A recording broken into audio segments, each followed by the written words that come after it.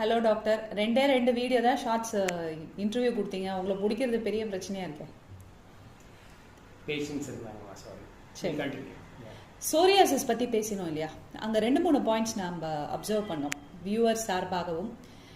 அதாவது ரிலாப்ஸ் ஆகுங்கிற கவலை எனக்கு இருக்கும் அப்படின்னு சொன்னீங்க. அது என்ன கவலை? ஏன் ரிலாப்ஸ் ஆகும்?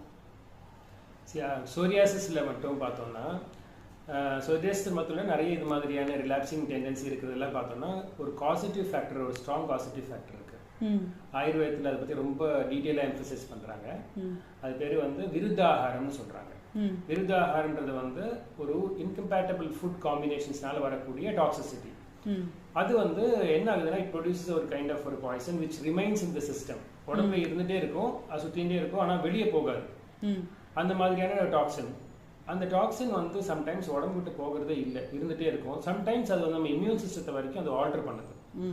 அப்படி இருக்கும்போது என்ன ஆகுதுன்னா, இம்யூன் சிஸ்டம் ஆல்டர் பண்ணி அந்த டாக்ஸிசிட்டி இன்னும் அந்த டைப் ஆஃப் ஃபுட்ஸ் எல்லாம் நம்ம கண்டினியூ பண்ணிட்டே இருந்து அதோட சேர்ந்த ஸ்ட்ரெஸ்ஸும் ஒரு ஃபேக்டராக வரும்போது இது திருப்பி வந்துட்டே இருக்குது.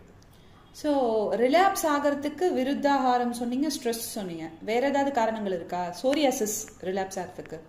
அதான் அதோட சேர்ந்து நம்மளோட இம்யூன் சிஸ்டமும் அதில் ஆல்டர் ஆயிடுச்சுன்னா.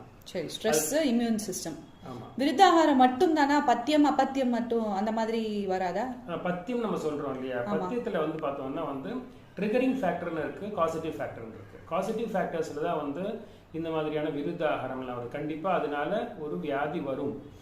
அதுல வந்து சிலவங்களுக்கு வந்து அந்த பாடி அதுக்கு ஃபேவரபிளா இருக்கு, அதனால அவங்களுக்கு வந்து சோரியாசிஸ் வருது. சிலவங்க வேற வியாதிகளும் வரலாம். அதனால விருத்தாகாரம் ஒரு முக்கியமான கான்செப்டா சொல்லிருக்கு. ட்ரிகரிங் ஃபேக்டர்ஸ்ன்றது வந்து அது இருக்கிறவங்களுக்கு அதிகமாக்கும்.